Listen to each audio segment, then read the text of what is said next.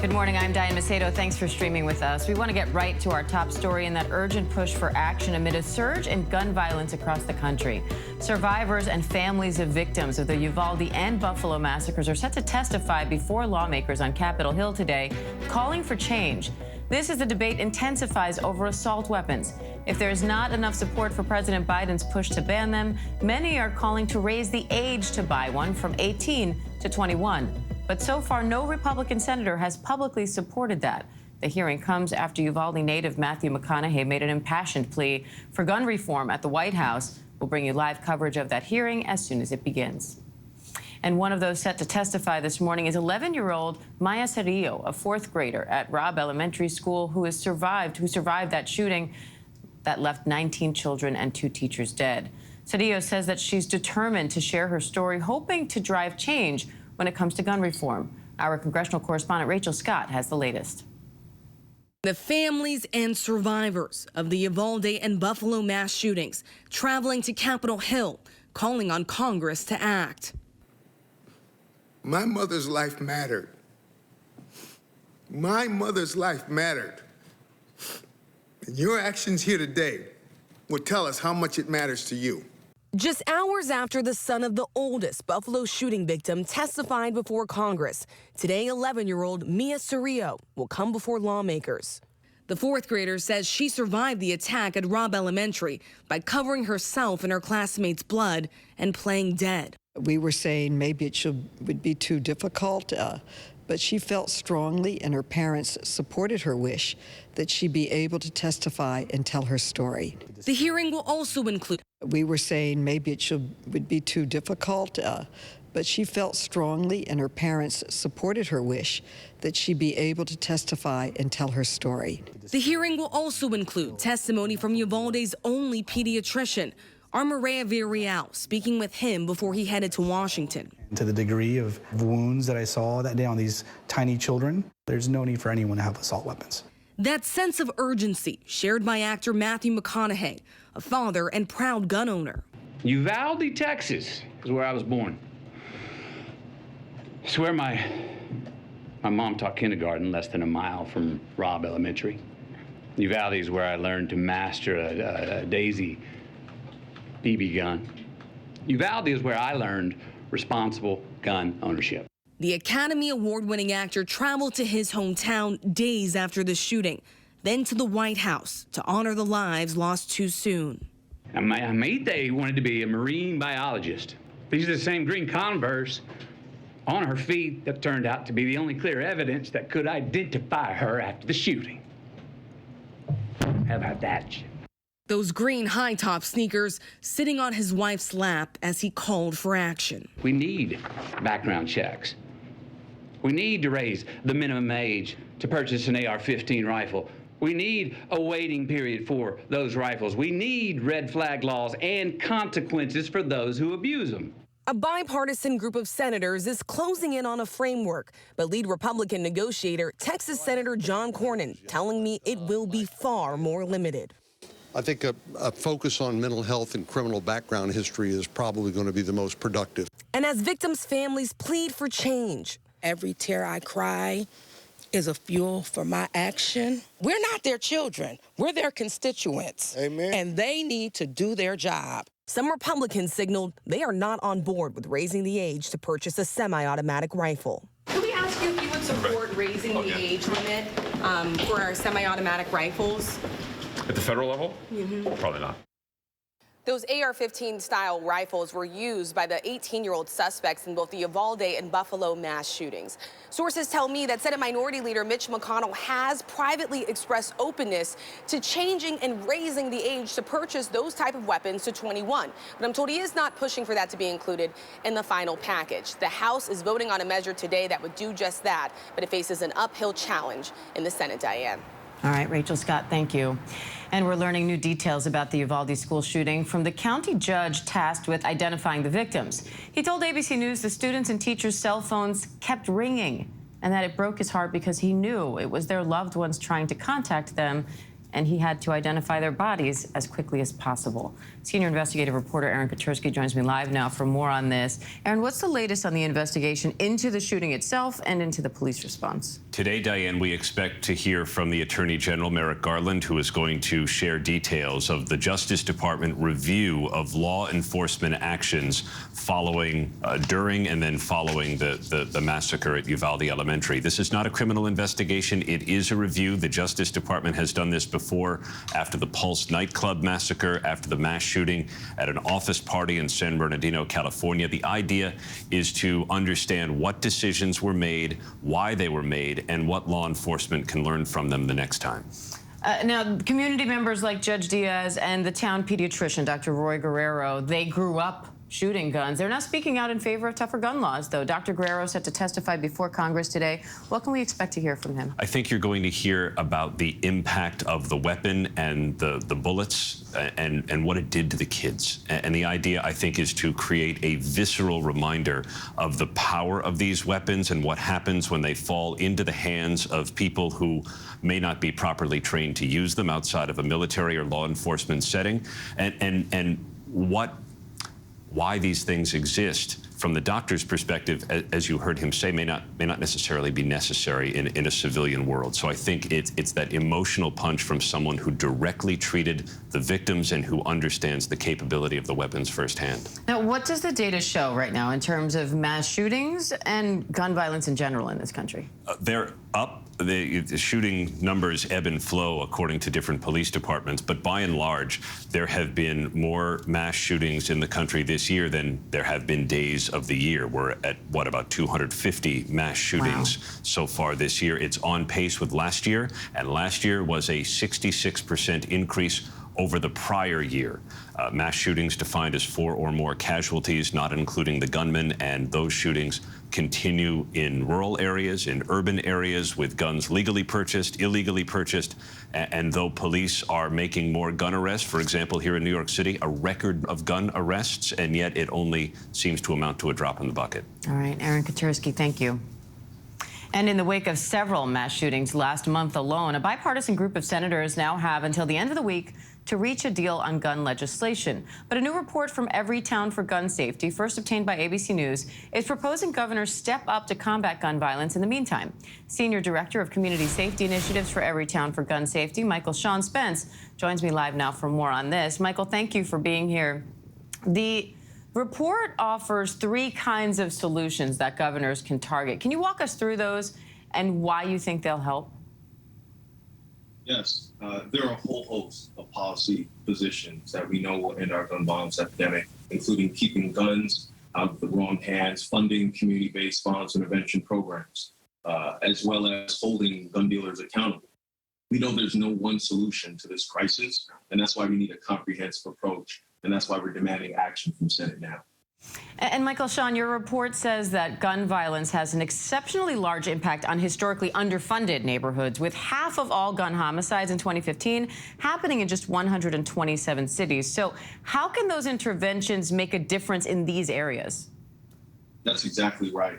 And there are a number of interventions that are community-based, community-led, that have been in practice for decades, that have been incredibly impactful at reducing gun violence in cities across the nation.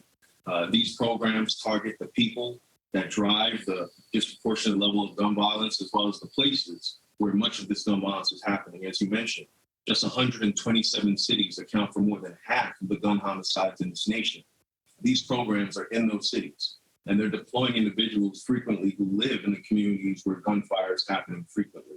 And they work to identify those who are driving the gun violence, engaging with those folks, leveraging their trust and credibility in these communities to then change those individuals' life trajectory, connecting them with social services and other supports that we know can change people's lives, which in these communities, which are so under-resourced, have very limited access to.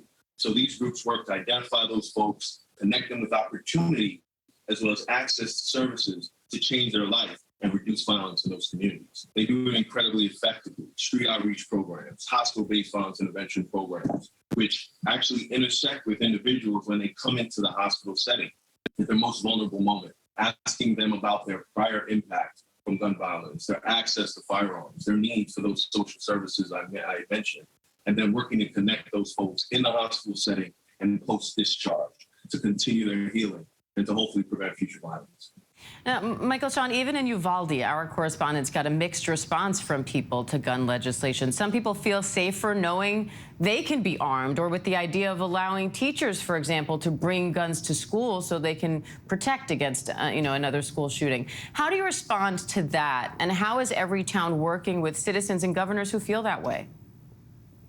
Well, we understand the sentiment, particularly in this moment. The last 2 to 3 years have seen drastic increases in gun violence, especially amongst Black and brown communities like those in Buffalo and Uvalde. And I understand why folks have the concern of this urgent moment.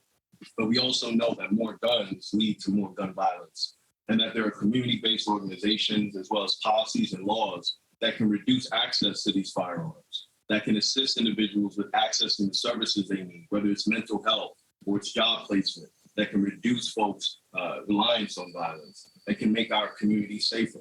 So as much as we understand the urgency of this moment, we also understand what we need to do. And we need action from Senate. We need them to make sure that we can reduce access to firearms, particularly for those who are prohibited from possessing. We have to also ensure that folks have an opportunity to dispossess those who pose harm to themselves or others. That wasn't the case in Texas. They don't have a red flag law there. And that's why we need one at the national level to ensure that all communities, regardless of race, creed, color, can have access to safety, regardless of your zip code. All right, Michael, Sean Spence, great to have you. Thank you. Thank you, Diane. Coming up, the San Francisco district attorney has been ousted in a recall election sparked by the city's crime wave. We have the latest from the primaries when we come back.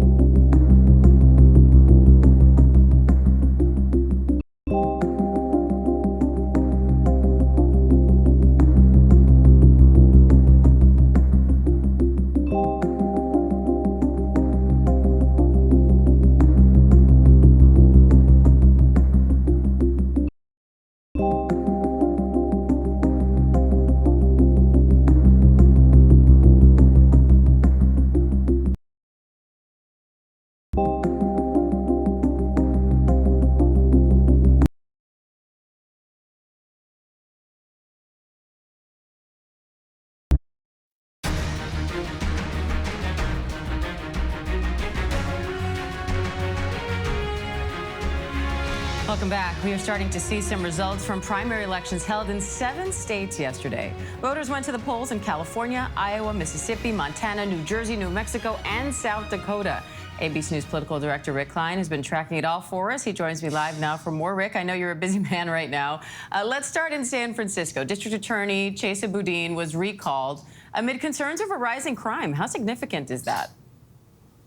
It's a major statement by a major liberal progressive city about where its crime policies should be. Chesa Boudin came into office saying he was going to reduce cash bail, reduce imprisonments, reduce arrests, and there's been real concerns about property crimes and thefts and violent crimes in the city of San Francisco, and a real concern and consternation around his leadership. That prompted this backlash, and now just 2.5 years after being elected, he is being removed from office. And I think it's going to send reverberations nationwide for a country that's been talking for a long time in the Democratic Party about things like where to direct police resources, what the right balance of criminal justice policies. Similarly, the race for mayor in LA is headed to a runoff with the debate over policing tactics front and center. Now, the race for mayor of Los Angeles appears to be headed for a runoff now between billionaire developer Rick Caruso and Congresswoman Karen Bass. What are the key issues for voters there? Yeah, they would take the police department in drastically different directions. Karen Bass, a congresswoman for a long time, was on Vice President Biden's short list for vice president. She has been front and center on the George Floyd Policing and Justice Act, major police reforms, wants to take some police responsibilities, distribute them to other agencies. Rick Caruso is a billionaire developer. He was a Republican up until pretty recently, and he's been running ads saying that people like Karen Bass are soft on crime, and there needs to be a major commitment of new resources to police departments. So they would take things in almost 180-degree opposite direction, and it's all inside of what counts as a Democratic Party right now, although Caruso changed his party registration, and that's going to be a fight that's going to last all the way through November now. Now, overall, moderate Republican candidates had a better night than counterparts who leaned farther left. What do you make of that? Yeah, it's striking. The Republicans got what many Republicans view to be their most electable candidates in some big battleground districts. In Iowa, taking on Cindy Axne. In central Iowa is going to be Zach Nunn, a military veteran and a state senator. In New Jersey, Tom Kean Jr. Beat back a couple of more Trump-aligned candidates to take on Tom Malinowski, a rematch of a very close race from last cycle. Even though President Trump wasn't active in those races, there were other candidates who aligned themselves with Trump a lot more, and there were some who were worried about that. Similarly, in California, Congressman David Valadao, Young Kim, both of them are moving on to the general election, despite some concerns that they might get ousted by a Trump-aligned Republican. And in South Dakota, really interesting that Congressman Dusty Johnson and Senator John Thune sailed through their primaries. Both of them had come under different degrees of Trump-directed anger and ire over the last couple of years. So how do you think these primaries set the stage for November when it comes to the balance of power in Congress? Yeah, look, Democrats' hold on the House is as tenuous as it's ever been. And to see these candidates win, frankly, the best thing that can happen for Democrats' chances right now would be for Republicans to get candidates that are unelectable for their districts. That didn't happen, at least last night. With more signs of that happening maybe in some Senate races. But so far, the playing field is lining up the way Republicans would want. And that includes with some limitations on Trump's influence. He hasn't gotten his way in every race. For the Republican Party broadly, if their goal is to take back power in Washington in the House and or the Senate, that's probably a good thing on balance. All right, Rick Klein, thank you. And if you want more information on the midterms, just point your phone camera at that QR code in the lower right corner of your screen. Click the link that pops up for all the latest from ABC News. Meanwhile, Russia is claiming that it has achieved a major goal in the war in Ukraine, saying it has captured most of Severodonetsk. Ukraine's military general staff reported that the armed forces of Ukraine are, quote, successfully repulsing the storming of Russian troops in that strategic eastern city. So some mixed stories there. Foreign correspondent James Longman has the latest. Fighting raging all over the Donbass region. President Zelensky saying that a stalemate with Russia is not an option. We've already lost many people to simply give away our territories, he says. Ukraine is still taking the fight to their invaders. In the strategic city of Severodonetsk, fierce battles on the streets. The British Defense Ministry saying Russia is attempting to surround this city from the north and the south, but Ukrainian forces are repelling attacks and even reclaiming territory. Russia is claiming a victory in Ukraine. The Defense Ministry says it's been able to connect the country through the Donbass region down to Crimea, which it annexed in 2014. This is the land bridge, which Moscow said was one of its main goals. The Kremlin claims to have taken over large swathes of the Donbass, even saying it has control of 97% of the Luhansk region. The sheer force of Russian fire firepower clear. In these new satellite images, entire areas flattened. The Russian tactic, endless bombardment of civilian areas, which is very hard to defend against. To the northeast in Kharkiv, after being pushed out of the city centre, Russian shells are raining down again. On Tuesday alone, officials say the bombardments killed at least 3 people and injured 6. The Russian Defense Ministry also says they've been able to reconnect the rail lines in eastern Ukraine. That enables them to move heavy equipment around more easily, troops as well, basically consolidate the territory they've already taken. If this is true, it's not good news for Ukraine. Diane? All right, James Longman in Kyiv, thank you. And tomorrow night, America will learn what the January 6th committee has discovered about last year's attack on the Capitol. The committee will present a culmination of a nearly year-long investigation. And the first hearing will feature brand new evidence that chronicles what happened that day. Chief Washington correspondent Jonathan Karl has the details. Hi, John. As it kicks off a series of hearings tomorrow night, the January 6th committee says it will show the attack on the Capitol was not a spontaneous riot, but the culmination of an effort by Donald Trump and his closest allies to overturn a presidential election. The committee has found evidence of concerted planning and premeditated activity. The idea that all of this was just a rowdy demonstration that spontaneously got a little bit out of control is absurd. You don't almost knock over the U.S. government by accident. In its first primetime hearing, the Select Committee on January 6th will hear from Caroline Edwards, a Capitol police officer seen here trying to hold the line as the mob approached the Capitol. She was seriously injured as the mob pushed through the barricades, suffering a concussion and traumatic brain injury. Since then, she's had dizzy spells so bad she can sometimes barely walk, and for months had trouble speaking. "You have stolen moments away from me that I can't get back," Edwards wrote in a court letter last year. The committee is also hearing from a documentary filmmaker named Nick Quested. He was embedded with the Proud Boys before and during the January 6th attack. A rioter caught on tape trying to break one of his cameras outside the Capitol. And the night before, Quested captured this video. And Stuart, pleasure's all mine, brother. Proud Boys leader Enrique Tarrio and Stuart Rhodes of the Oath Keepers meeting in a parking garage on Capitol Hill. The hearings will feature never-seen-before surveillance footage of the attack on January 6th, as well as some of the tape depositions that the committee has been taking over the past several weeks, including with Donald Trump's daughter Ivanka and his son-in-law Jared Kushner. As for Nick Quested, that documentary filmmaker, he has turned over hours of the footage he shot, dramatic coverage of the attack that the committee plans to show for the first time on Thursday. Diane? All right, John Karl, thank you. And tomorrow night, we will carry the hearing live at 8 p.m. Eastern right here on ABC News Live. Coming up, top gymnasts sexually abused by Dr. Larry Nassar are now filing a $1 billion claim against the FBI. We'll tell you why when we come back.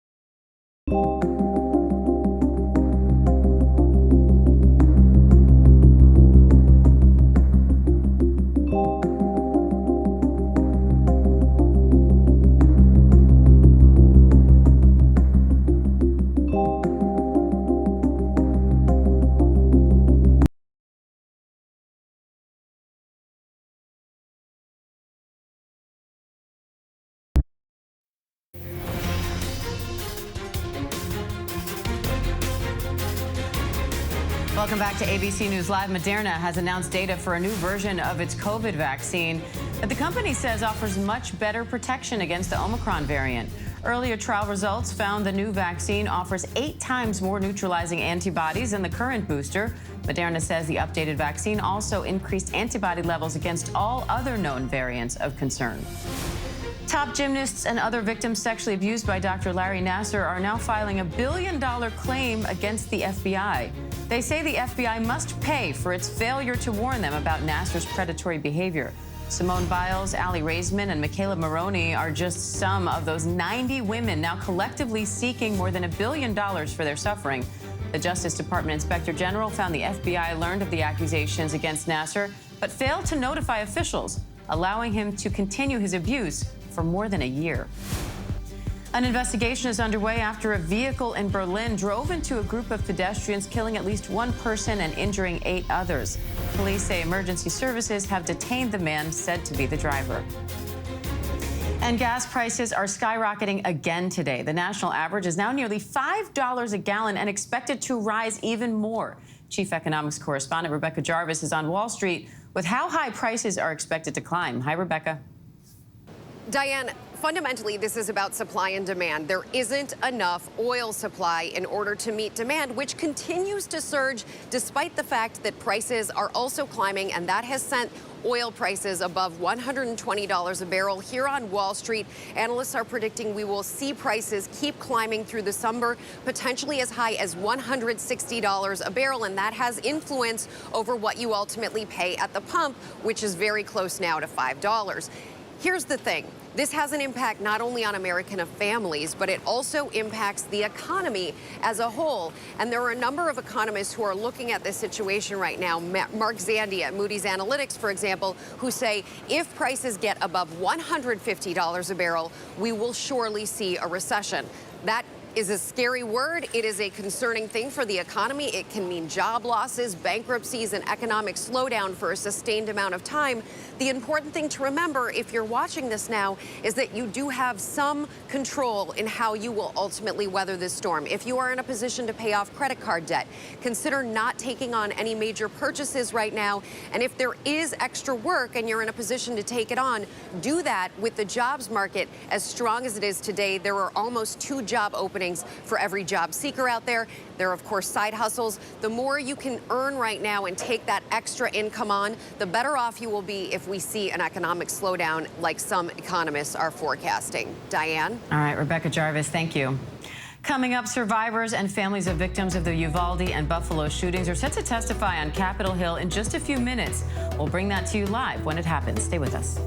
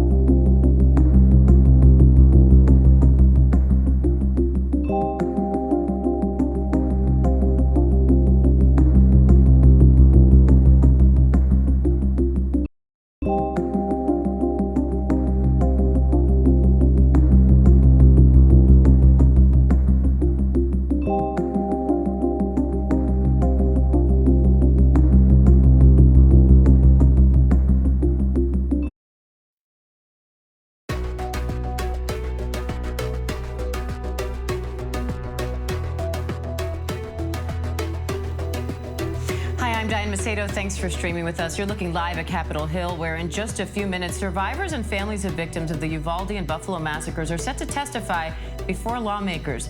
They're pushing for action amid a surge in gun violence across the country. The hearing before a House committee comes as the debate intensifies over assault weapons.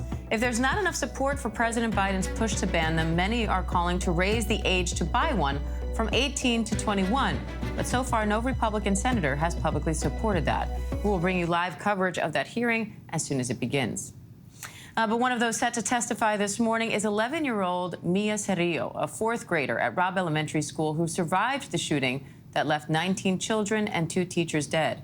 Cerrillo says she's determined to share her story, hoping to drive change when it comes to gun reform. Our congressional correspondent Rachel Scott has the latest. The families and survivors of the Uvalde and Buffalo mass shootings traveling to Capitol Hill, calling on Congress to act. My mother's life mattered. My mother's life mattered. And your actions here today will tell us how much it matters to you. Just hours after the son of the oldest Buffalo shooting victim testified before Congress, today 11-year-old Mia Cerrillo will come before lawmakers.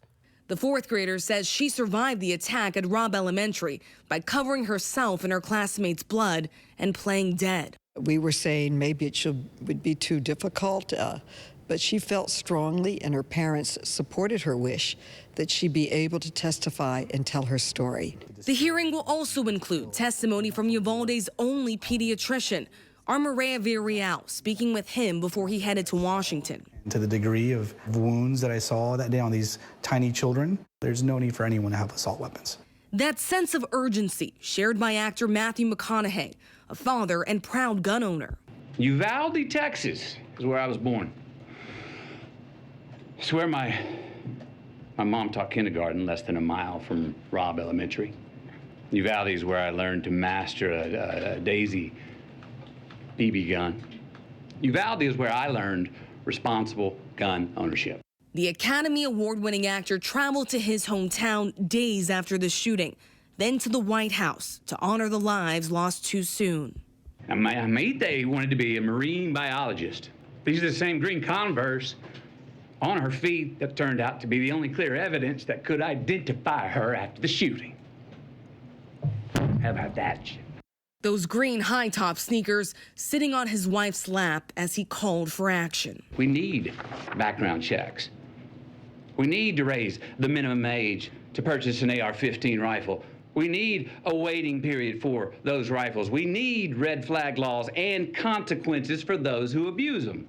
A bipartisan group of senators is closing in on a framework, but lead Republican negotiator Texas Senator John Cornyn telling me it will be far more limited. I think a focus on mental health and criminal background history is probably going to be the most productive. And as victims' families plead for change. Every tear I cry is a fuel for my action. We're not their children. We're their constituents. Amen. And they need to do their job. Some Republicans signaled they are not on board with raising the age to purchase a semi-automatic rifle. Could we ask you if you would support raising the age limit for our semi-automatic rifles? At the federal level? Probably not. Congressional correspondent Rachel Scott joins me live now for more on this. Rachel, you mentioned today that we'll hear testimony from that fourth grade student who survived the shooting in Uvalde. We already know part of her story, but we're going to hear it now in her own words. How unusual is it for Congress to hear testimony from someone this young on a subject like this? You know, Diane, I think that this is something that we really haven't seen before at this level here on Capitol Hill. Today, Mia, an 11-year-old, a fourth grader who survived the Uvalde massacre, will become one of the youngest survivors of gun violence to testify before lawmakers. And I talked to the chairwoman of this House committee, Carolyn Maloney, who told me that Mia wanted to be here today, that many lawmakers talked and they discussed, they thought this may be too much, this may be too hard. hard for a survivor, for a victim so close to this mass shooting, so young, to come here and share her story. But Mia was committed. She felt strongly about wanting to share what she went through, what she witnessed, what she saw as her and her classmates were under terror by that suspect as he entered their classroom in Uvalde. She wants to share her story in hopes of driving change, Diane. Now, do you think that these testimonies, can they make a difference as this bipartisan group of senators is working to try to find common ground on gun legislation? Well, Democrats are certainly hoping so, and this has been two back-to-back days of very emotional and gut-wrenching testimony. Just yesterday, hours before Mia is going to come before lawmakers, you had the son of the 86-year-old woman who was killed in the Buffalo mass shooting while grocery shopping on a Sunday morning. He was testifying before Congress saying that his mother's life mattered and that he wants to see change. He wants to see an increase in the age to purchase a semi-automatic rifle from 18 to 21. And there's so much discussion about that age range here on Capitol Hill because it's notable that both the suspects in the Uvalde and Buffalo mass shootings were 18 years old and they bought those AR-15 style rifles legally.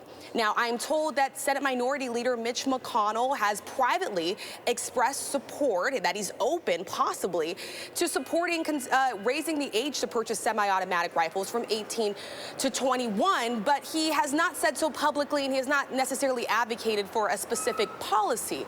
There's a lot of Republicans who are against that here on Capitol Hill. Many tell me that it's a non-starter, Diane. All right, Rachel's got a lot of non-starters, it sounds like, there on Capitol Hill. Rachel, thank you. And ABC's Maria Villarreal joins me live now to discuss what we know about some of those key witnesses testifying today. Maria, I know you spoke to Dr. Roy Guerrero. He's a pediatrician who treated, or at least tried to treat, some of the kids killed in this shooting in Uvalde, Texas. What do you think we're going to hear from him today? You know, I just spoke with him this morning. He definitely is a bit nervous, obviously taking the stage today, but he realizes how important this day is, not just for him, not just for his patients, but really for the entire community here in Uvalde and the country. He has taken a lot on his shoulders, and he has said, I feel the need to speak out for all those who can't speak anymore in this situation. I think we're going to hear him talk about the impact on that day to this community, how difficult it has been for them, what he experienced himself, and also he's going to talk a little bit about gun reform. He's going to explain that he grew up with guns. It's not about taking people's guns away. It is about putting regulations in place that will help protect communities like Uvalde. So take a listen to what he had to say before he left for Washington, D.C. And one of my colleagues texted me and said, hey, why are our trauma surgeons and PD anesthesiologists on call for a mass casualty in Uvalde? So immediately I responded with, what? What are you talking about? Yeah. So I put two and two together. I rushed out of where we were having lunch. I rushed out of there, went to the hospital, and yeah, lo and behold, our worst nightmare had come true. What was it like when you walked in those doors? Still to this day, gut-wrenching, nauseating, chaotic. You know, just parents wondering where their kids are, right? Yelling out. Some of them who recognize me by name, calling me and saying, "Hey, please go look for X, Y, and Z kiddo." And yeah, it was heart-wrenching. It was terrible. A situation you never thought that you would actually be in, you know. But I think what happened more so than anything else that I've never mentioned before is that for being a small town, 15,000 people, we're not a trauma center, we're not a trauma hospital, you know, we're not equipped or made to deal with this type of scenario. On that day, Dr. Guerrero actually treated Mia and was able to connect her with her parents on that day. And I think really since that day, he's kind of become her emotional security blanket. And so they are traveling together to Washington, D.C. He shared some videos with us. This is not just her first trip to D.C., but it was her first plane ride. So definitely a lot of nerves with her as well, but she is a strong young girl and she is ready to stand up and tell her story. The country and maybe even the world will be watching, Maria. I know you've been there in Uvalde really since the shooting happened. It's been 2 weeks now. And we have seen with correspondents talking to people there a lot of mixed reaction to gun legislation. So now that there are people from Uvalde going there to testify before Congress in person, what kind of a sense do you get? What is the community looking to come out of these hearings? You know, I think at the beginning, a lot of families shared with us this feeling of not in my town, not in this town. This town is too small for that kind of a situation to happen here, for that kind of a horrific shooting to happen. And now that it has happened in this small rural town, I think people here are saying, listen, no, we do need change. And this is coming from a town that loves their guns, that uses it just for hunting and fishing and protecting our families, especially out in this area where maybe law enforcement isn't so quick to get to your place because there isn't a lot of law enforcement, right? So I think what we're hearing from this community is, no, we don't want you to take our guns away, but yes, we do realize there needs to be some sort of change, because if this can happen here in this tiny town, it can happen anywhere. I think they want to set an example for the rest of the country, and really also what we are hearing from local leaders and from the community, from the families who have lost someone, is, listen, we're not going to stand back anymore. We're not going to let you play this game of, you know, Democrats versus Republicans. This is about America and what Americans need in this moment. All right, Maria Villarreal, we appreciate it, Maria. Thank you. Thanks, Diane. Now, gun violence prevention measures have faced stiff opposition in the past, and advocates see this as a now or never moment. But gun rights advocates still do have serious concerns over the infringement of Second Amendment rights. I want to bring in the spokesman for the National Shooting Sports Foundation, Mark Oliva, for more on this. Mark, thanks for being here. You know, senators are considering strengthening background checks, implementing a national red flag law that would allow courts to temporarily confiscate guns from people deemed to be a threat to either themselves or others. These are two measures that are extremely popular across the country. More than 80% of Americans are estimated to support them. Now, unlike the NRA, you've actually said that red flag laws could be an area for compromise with some considerations. So what do you think those considerations need to be? Yeah, Diane, thanks for having me today, and I appreciate the opportunity to speak. And first and foremost, I want to make sure that we understand our hearts go out to the families in Uvalde and Buffalo. I mean, these tragedies are unspeakable, horrific acts, and no community should have to suffer through these. And with that said, we approach these discussions that are happening in Congress right now with an open mind, and we are willing to sit down with anybody who is willing to have, you know, honest and frank discussions to bring about a resolution to prevent these types of tragedies. And we think that there is some room to have this, and we're encouraged by the sober discussions that are happening in the Senate. And we talk about some of those things. And to your point of red flag laws, the National Shooting Sports Foundation, the Firearm Industry Trade Association, has never opposed red flag laws so long as they have due process rights considerations written into them. And I think that's important. You have a constitutional right to be able to view any evidence, to rebut any witnesses in front of a judge, and that right needs to be protected in any of these red flag laws. And what about background checks, strengthened background checks? Do you see an opportunity for compromise there as well? I think it's interesting, again, if we look at some of the discussions that are happening in the Senate, there are discussions about possibilities of looking a little bit further back into the background checks of young adults who are 18 trying to purchase a firearm, but also making sure that we're checking their juvenile criminal history as well. And some of that has become a concern. And I think that there's you know, some room there that we're able to start to explore those ideas and what that might look like. I don't want to get ahead of the legislators on this or ahead of the senators on those discussions, but I think it's important that we understand that these are fruitful discussions that are happening. If we look at the lead senator on both sides of the aisle, Senator Cornyn and Senator Murphy, both of these senators have been here before, and we can look to the track record that we were able to work with them a couple of years ago on the Fixed NICS Act, and that was so we could get all states and federal agencies to submit all disqualifying background materials to the FBI's National Instant Criminal Background Check system. And that wasn't happening. And unfortunately, we saw that with the Sutherland Springs tragedy. And so we worked with these senators to be able to get that legislation across the line, signed into law. That legislation had 78 co-sponsors in the Senate. And I like to remind people, it'd be really difficult to get 78 senators to sign a birthday card, but they signed on to this legislation. And because these two senators are leading this discussion, we're very encouraged that they're looking to try and find a way ahead that's going to be effective for the nation. It sounds like you are a pro-gun rights advocate, and you are seeing a lot of potential for compromise here. So why does it feel like these discussions are so difficult even now? These are difficult issues, and they need to be examined soberly and deliberately.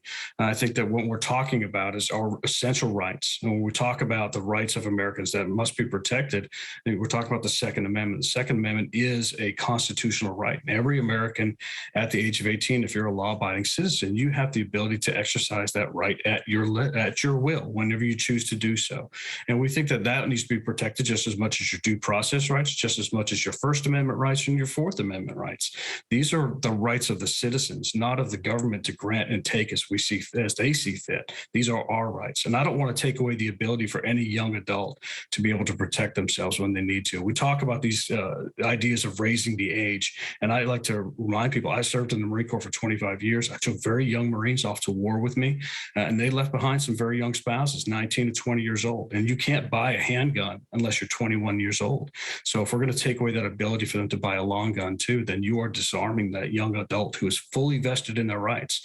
And I don't think we would entertain any discussion to say an 18 or 19-year-old couldn't vote or couldn't go worship at the church, synagogue, or mosque of their choice. And we need to be able to sit down and have a sober discussion about making sure that we are protecting the Second Amendment rights of these adults as well. Why do you think that an 18-year-old needs to be able to buy a weapon like an AR-15, for example? And do you think there's anything else that can be done when you look at the profile of a lot of these mass shooters and the fact that many of them are young males in that age range? Yeah, Diane, you bring up a very good point, and you asked, why would they need to? We're talking about a Bill of Rights. It is your right to do so. It's not a Bill of Needs, and I think we need to be sober in that discussion, and I'm not trying to be flippant about that discussion, but I think it needs to be recognized that this is our Bill of Rights. This is a right that I served in the Marine Corps to be able to protect those rights for the citizens to be able to exercise at their leisure. So is there room to do more? I think there may be. I think that there are serious discussions happening about looking into the criminal history and looking into any type of other history that may be potentially disqualifying for someone who is 18, 19 years old that may have happened in their youth at 15, 14, 17 years old. And those records may be getting sealed up by states. And we want to make sure that we are making sure that background check system is as accurate as possible. So these are potential areas I think that can be discussed and can be talked about to make sure that we're making the right decisions and empowering our legislature to protect our communities the best way that they can. Well, it's an important conversation, Mark, and I appreciate you coming on and sharing your side of it. Thank you. Thank you so much.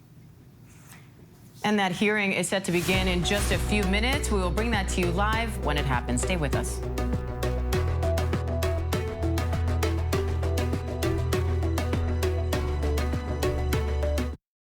National parks are incredibly safe places, but crime will happen. Hey, Mama. My wife has fallen. She's in really critical condition. At that time, I thought it was just a tragic accident. There's still a lot of questions we need to ask. There were small things that didn't totally add up. This is 2 lives for Harold that have died now. I was shocked. Something's not right. This is a story I wish I never had to tell. It haunts me every day. As a Girl Scout, I never once thought anything bad could happen. But I came to learn what murder was. 3 Girl Scouts were discovered today. This case is mystery upon mystery. When I think of those 3 girls, I wonder what's the best way to honor them. That's why I've come back home, to find answers, once and for all. America's #1 news, ABC News. Most watched, most trusted, and streaming live to you anytime, anywhere, and free. This is ABC News Live, America's #1 streaming news, free to you 24/7. Watch America's #1 news whenever you want it, wherever you are, anytime. ABC News Live, streaming live and free on all platforms. Sharkfest is back. What? With 4 weeks, 27 new premieres, and more platforms than ever before. Sharkfest starts Sunday, July 10th. On Nat Geo and Disney Plus. Tomorrow on GMA, jumpstart your morning with Simu Liu live. Plus, the one and only Jennifer Lopez is on. Good morning, America. Then Friday, live, Carrie Underwood on her family, her new music, and a performance you can't miss on ABC. Good morning, America.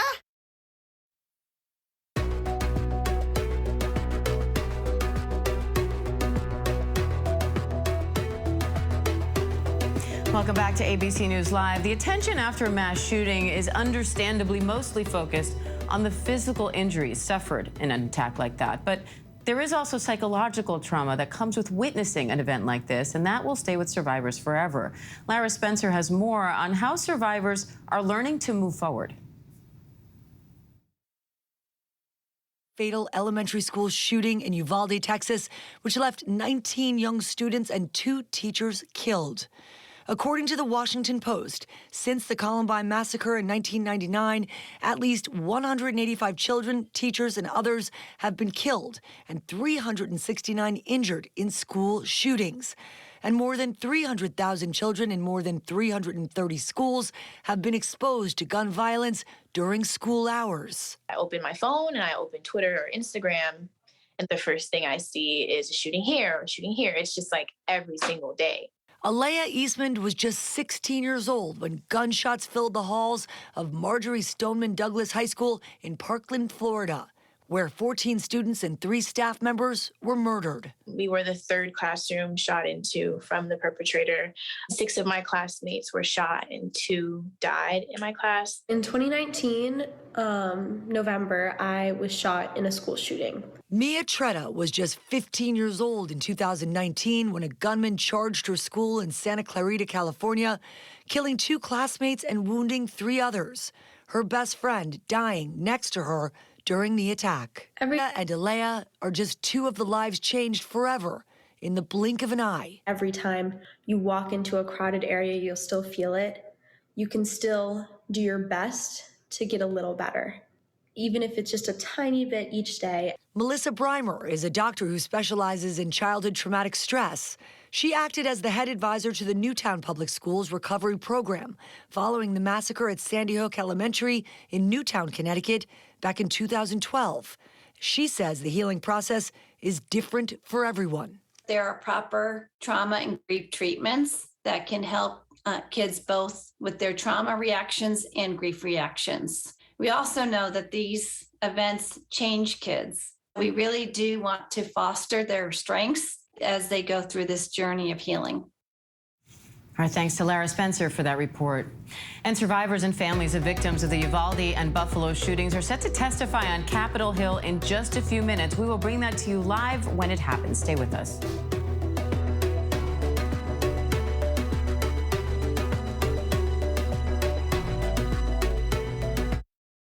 A Boy Scout is trustworthy. Loyal, courteous, kind, brave, and obedient. One thing about scouting, once you're in, you don't leave.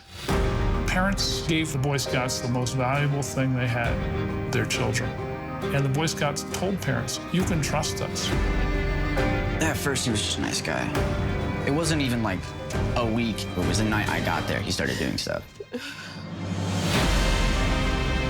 They're unbelievably heartbreaking stories. So many of them are haunted by who they would have become if this never happened to them. This is about figuring out how to move from victim to survivor. And when the detective says he confessed to abusing you, I must have read the email 100 times because I no longer had to prove to people that I was abused. I was free. It's about wanting love and wanting your little corner of the American dream. You don't get it. Rolling. I am big, loud, too much excited, and just happy to be here. It gives me like such a good feeling inside being able to be who I am. I hope I represent something that gives them that hope. Soul of a Nation presents Pride to be Seen, a special unlike anything you've seen on network TV. Thursday night on ABC. Celebrate life.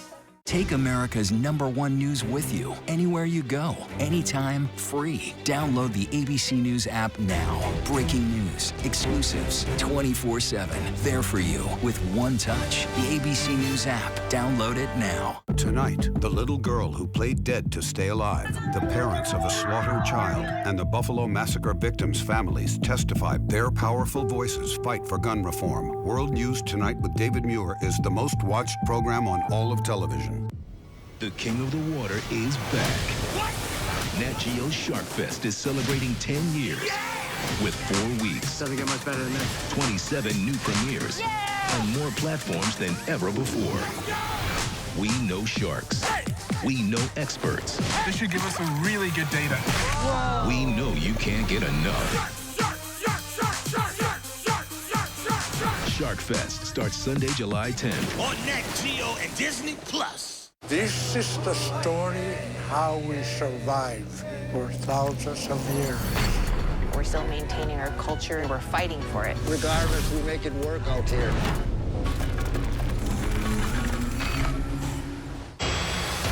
With so much at stake in our world right now, we wanted to thank you for your trust and for making ABC News America's #1 news. And thank you for making ABC News Live America's #1 streaming news.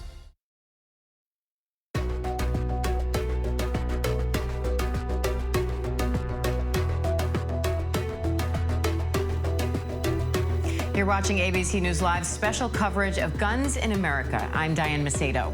The House Oversight and Reform Committee is holding a hearing on gun violence where an 11-year-old survivor of the Uvalde, Texas elementary school mass shooting is set to testify, among others. The hearing comes as the debate intensifies over gun control. A bipartisan group of senators has been considering new gun violence prevention measures like red flag laws and strengthening background checks. If there's not enough support for President Biden's push to ban assault weapons, many are also calling to raise the age to buy one from 18 to 21. But so far, no Republican senator has publicly supported that. I want to bring in ABC News political director Rick Klein, along with senior investigative reporter Aaron Katersky and ABC News contributor John Cohen for more on this. Aaron, what can we expect to see in this hearing today? I think the lawmakers are going to hear these first-person accounts, Diane, from people who, in many cases, are still experiencing the raw trauma from Uvalde or from Buffalo, and those who have been affected by gun violence in a way that, thankfully, most Americans have not. In addition to the girl who survived, a doctor who treated the wounds of children caused by the AR-15 style rifle used in the Uvalde shooting, and he will testify about what it's like to treat those wounds, the exact damage that a weapon like that can inflict, and raise a question for lawmakers as to whether an 18-year-old should be allowed to legally possess it. And Rick, we're now hearing that 11-year-old Mia Cedillo will no longer appear in person during the hearing. This update just came in. What do we know about that? We know that she recorded an address in advance, and we don't know the backstory yet about why exactly she's not appearing in person.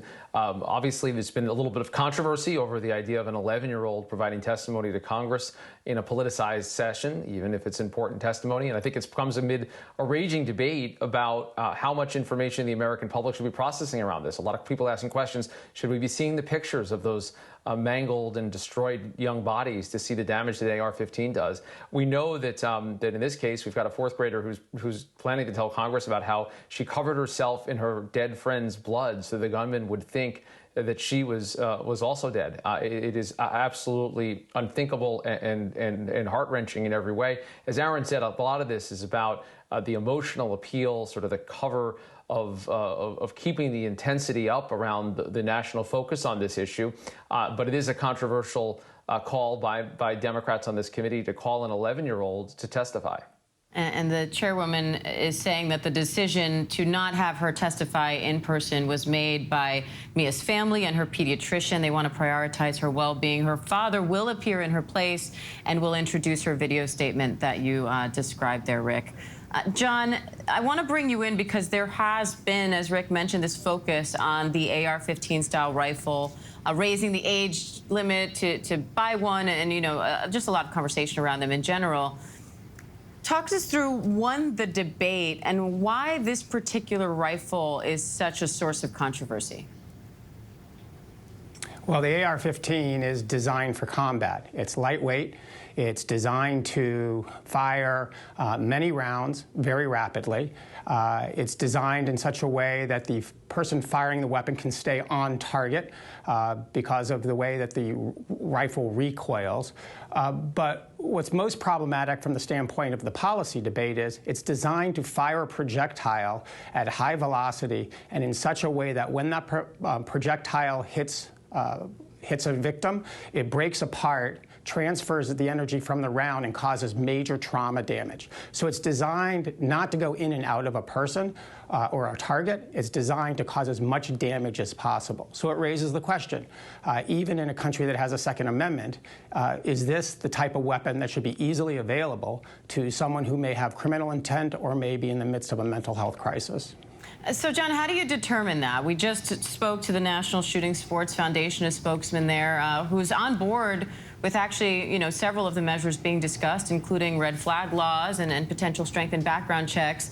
But on this conversation of whether to raise the age limit, he says this isn't about a need to purchase a gun, it's about a right to purchase a gun. And an 18-year-old who can go to war and do lots of other things for this country should be able to exercise their right to defend themselves, their right to the Second Amendment, and that includes a right to purchase an AR-15 meeting certain conditions. What do you think about that?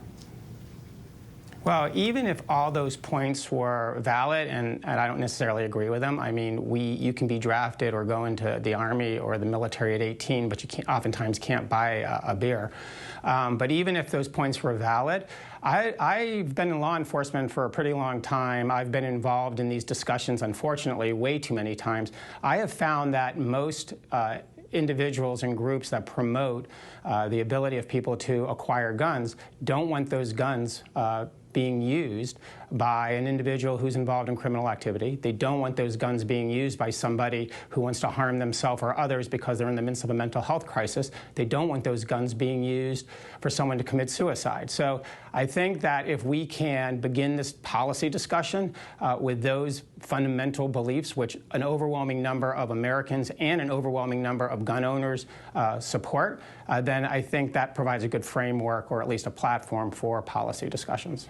Rick, the difficult line that often comes into play into these discussions is gun laws will prevent law-abiding citizens from getting guns, not criminals who, by definition, don't obey laws. So how is that coming into play in these conversations in Congress right now, and how does it seem like they're progressing there in terms of trying to find a compromise around that? Diane, that really is the sweet spot. And where you see Republican openness is in making sure that you're not infringing on those law-abiding citizens, but you're strengthening the controls that should be in place, that I think most people in this country would agree should be in place to prevent people who have either mental disturbances or have shown signs of issues, or in some cases, by virtue of their age, should not be trusted to have firearms or not have firearms very quickly.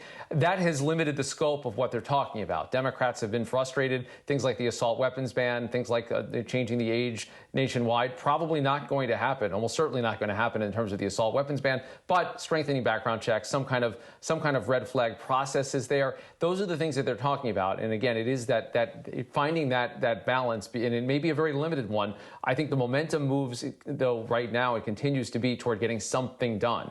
Democrats and Republicans will continue to say that, even if it is not nearly what most people in this country even would say is adequate in terms of response. It would send an important signal, in their view, that it's possible to do that and not incur the wrath of electoral politics via the gun lobby. And for anyone just joining us, we are awaiting a hearing on Capitol Hill where survivors and families of victims of both the Uvalde elementary school shooting and the Buffalo supermarket shooting are expected to testify before Congress. I want to go back to Aaron Katursky for a little bit more on what we can expect from the hearing today, Aaron. Well, I think in addition to hearing from the survivors, the pediatrician who treated some of the wounds, there is a separate panel to all of this later in the day at which New York City Mayor Eric Adams is going to testify. And he is going to lay out different problems from the ones that were raised in both the Uvalde and the Buffalo mass shootings. He's going to talk about the trafficking of guns from states where the laws are more permissive into states like his in New York, where the laws are much more restrictive. Now, the U.S. Supreme Court is going to decide whether New York's law regarding concealed carry is too restrictive. We expect that decision sometime later this month. But in the meantime, the mayor is going to tell Congress that the guns from especially southern states that flow up Interstate 95 to New York are wreaking havoc on New York City streets. And he is going to implore lawmakers to do something about that. It's a complex problem. It isn't just about raising the age, because that is only going to prevent so many, Diane. Looks like that hearing is getting started. I'm going to hand it over to David Muir. This is an ABC News special report. Guns in America. Now reporting, David Muir. Good morning, and we're coming on the air this morning because of what we're about to witness from the nation's capital. The country is about to hear from a fourth grader who survived the Uvalde school shooting, from two parents who lost their child, from a doctor who treated the victims, who had to identify some of the victims. All of this as this nation looks to lawmakers in Washington now to do something, to come to some sort of consensus, to protect the children, to protect these communities from mass shootings in America. It is certain to be an emotional day, a difficult morning of testimony on Capitol Hill, and our live coverage of this House hearing comes, of course, in the wake of a series of mass shootings across this nation, including the 10 people shot and killed at the Tops Market in Buffalo, New York. Authorities say an 18-year-old gunman with an AR-15 style rifle. Of course, 19 children and 2 teachers shot and killed at Robb Elementary School in Uvalde, Texas. Again, authorities say an 18-year-old gunman there as well with an AR-15 style rifle. And more than a dozen mass shootings nationwide just this past weekend alone. In a remarkable show of courage this morning, among the people the nation will hear from is that 11-year-old, Mia Cirillo, a fourth grader who survived the shooting in Uvalde by covering herself with the blood of her murdered classmate, a friend, to pretend she was dead. Also speaking, those parents, Felix and Kimberly Rubio, the parents of 10-year-old Lexi Rubio. Felix, the father, is a Uvalde County Sheriff's deputy who was off duty at the time and immediately went to the school like so many of the parents did that morning. We will hear from Zanetta Everhart, the mother of Zaire Goodman, who was shot in that Buffalo supermarket. And we take note that on the other side of the Capitol this morning, a bipartisan group of senators continues to try to reach some sort of agreement on gun safety reform, potential new gun legislation which may include expanded background checks and strengthened red flag laws. We have heard President Biden call for an assault weapons ban like what we saw in the 90s, and he said if no ban, the president said at the very least, lawmakers must raise the age to buy an AR-15 style rifle to 21. Pursuant to House Let's rules, listen to the some chairwoman of the members will appear committee. in person and others will appear remotely via Zoom. For members appearing remotely, I know you are all familiar with Zoom by now, but let me remind you. First, the House rules require that we see you, so please have your cameras turned on at all times. Second, members appearing remotely who are not recognized should remain muted to minimize background noise. Third, I will recognize members verbally, but members retain the right to seek recognition verbally in regular order. Lastly, if you want to be recognized outside of regular order, you may identify that in several ways. You may use the chat function to send a request, you may send an email to the majority staff, or you may unmute your mic to seek recognition. We will begin the hearing in just a moment when they tell us they are ready to begin the live stream.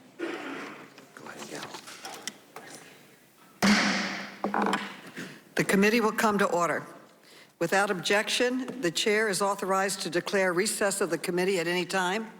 I now recognize myself for an opening statement.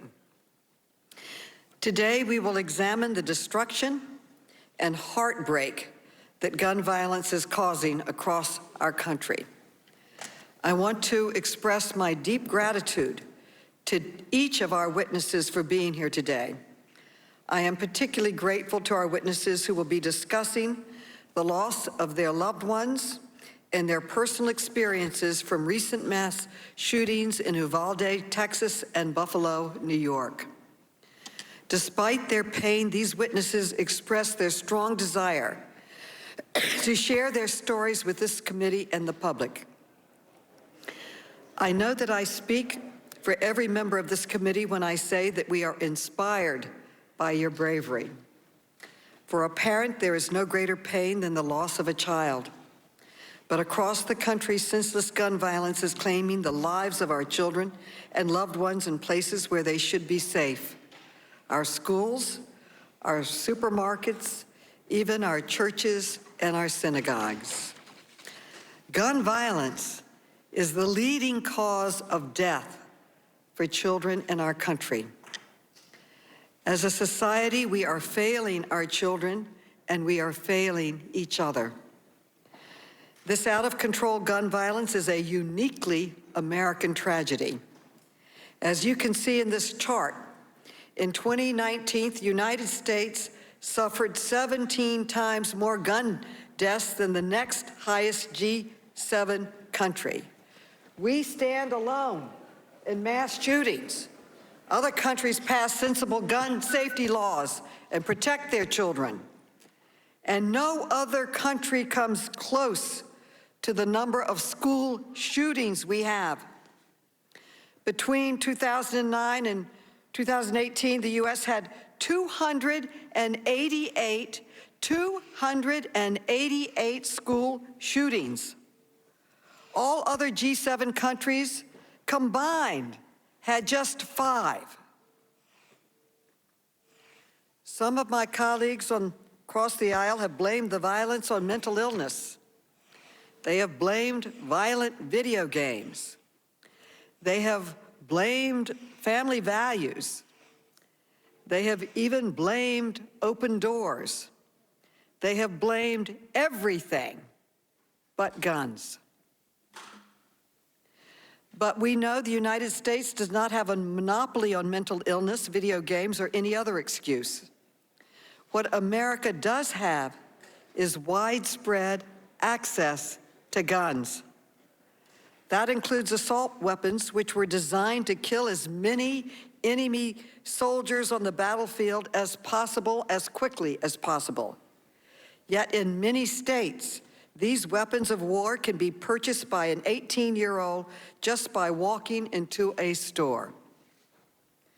Assault weapons were used in the recent massacres in Buffalo, Texas, and Tulsa, just as they were in Parkland, Newtown, San Bernardino, Orlando, Las Vegas, and so many other mass shootings. These weapons have no place in our communities.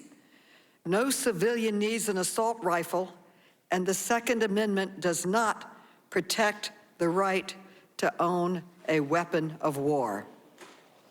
It's time that we banned assault rifles from our streets, from our communities, from our homes. But if we are going to truly address the gun crisis, we need to be honest about why our country has failed to act sooner. The truth is, the gun industry is making billions of dollars selling the weapons that are killing our children, and they are fighting tooth and nail to keep doing it. That is why I have launched an investigation into 5 leading gun manufacturers that sell assault weapons used in mass shootings. We need to know why these communities are marketing military weapons to civilians and how much they are profiting from the death of our children. Of course, mass shootings are just one part of this crisis. We can't forget that gun violence is a steady drumbeat in so many of our towns and cities, especially in marginalized communities. Black men make up more than half of all gun victims in the United States, despite making up less than 6% of the population.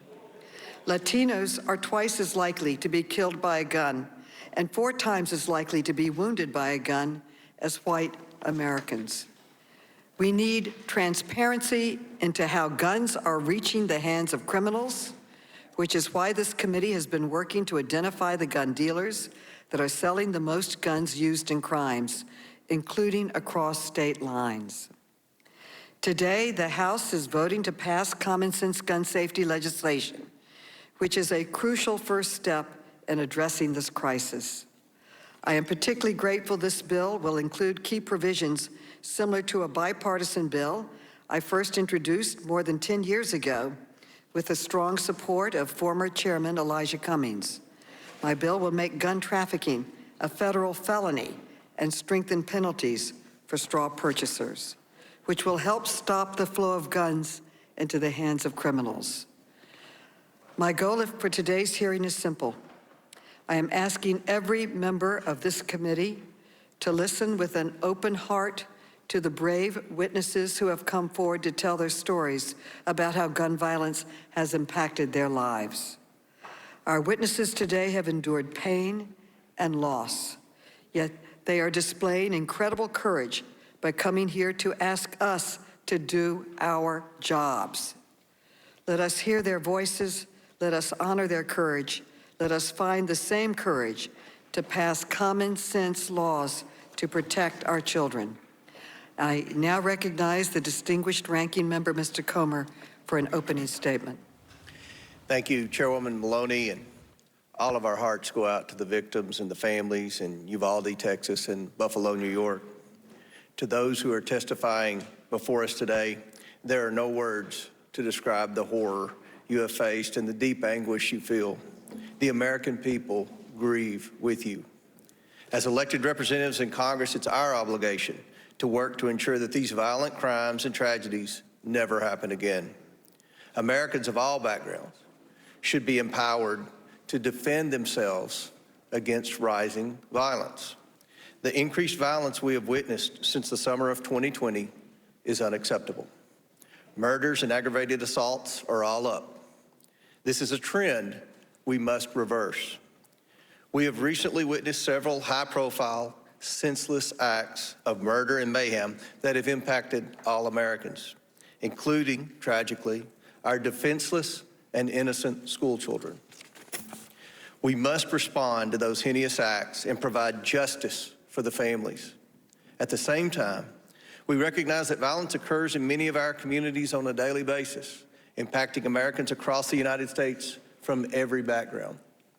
Too often, tragedies are politicized for partisan gain, and we have seen many seek to leverage these crimes and their victims to push for radical left-wing policies or to buttress their campaigns to get elected. Instead of rushing to score political points at the expense of our justice system working properly, we must learn from these senseless acts of violence and take concrete action to reduce violence in the future. We owe it to the families of the victims. They deserve justice, and we owe it to the American people. We must and can prevent similar tragedies. We all want to live in a country where we can achieve our American dream without the threat of violence in our communities. We must work together to deliver sensible solutions to secure our schools, protect our most vulnerable among us, and bring to justice those responsible for these heinous crimes. Our local officials cannot defund our police, and our prosecutors cannot be soft on crime. I believe that we must carefully consider the security posture of vulnerable targets sought out by evil people. We must ensure that every American has a safe environment in which to live their lives in peace. And that requires thinking creatively about solutions to harden our infrastructure, enforce our existing laws, and work to foster a culture that values conflict resolution and dialogue over violence. I strongly believe that there is an important place for law-abiding gun owners to serve in protecting themselves, their families, and their communities from violence. Our Second Amendment is an important tool in securing our individual rights to self-defense. Knee-jerk reactions to impose gun control policies that seek to curtail our constitutional right to bear arms are not the answer. Gun ownership is on the rise in America. People want to protect themselves and their families. We should commend all law-abiding gun owners who safely use, store, and carry those firearms, not vilify them for blatantly political purposes. I also believe we must continue to empower our law enforcement professionals to serve and protect our communities honorably. As I said before, defund the police and soft on crime prosecution policies have been a failure across the board. Efforts to divert violent criminals out of the criminal justice system have failed, leading to the victimization of the very communities those policies were promised to help. Violent criminals should be in jail, not back on the streets to reoffend and terrorize. We must recommit ourselves to pursuing justice and keeping violent criminals off our street. Thank you, Chairwoman Maloney, and I yield back. The gentleman yields back. I want to clarify that I support the Second Amendment. I support law-abiding gun owners. I don't support lax gun laws that allow guns to get into the hands of criminals and unstable people. I now recognize the gentlelady from California, Ms. Porter, for an opening statement. I represent a community in mourning. Less than 1 month ago in Laguna Woods, a gunman locked the doors to the Geneva Presbyterian Church and opened fire on my community's tight-knit Taiwanese congregation. This shooting was an undeniable tragedy, but under different circumstances, it could have been an unimaginable massacre. Unlike the shooters in Uvalde and Buffalo, the shooter in Laguna Woods did not carry an assault rifle equipped with high-capacity magazines. He was armed with 9mm handguns that forced him to reload. That difference gave a hero, Dr. John Cheng, a chance to stop the carnage. He sacrificed his life to stop the shooter, and his bravery was remarkable. But we cannot depend on a hero's bravery to save lives. Law enforcement has determined that the gunman was ready to kill every person in the church. Had he been armed with a military-style assault rifle, he may have done so. There is no telling how many more lives would have been lost. Shootings involving assault weapons are 6 times as deadly as shootings involving handguns. And when assault weapons are equipped with high-capacity magazines or bump stocks, the death toll rises even further. California has banned these weapons for years. Our laws have saved lives, including members of Geneva Presbyterian Church. Congress must follow California's lead. I yield back. The lady yields back. I now recognize the gentleman from Louisiana, Mr. Higgins, for an opening statement. Thank you, Madam Chair. It's a sober day in Congress as we reflect upon the challenges our nation faces. In 2005, as a young cop, I was dispatched to reports of a man down in the street in part of the city that was crime-ridden and dangerous.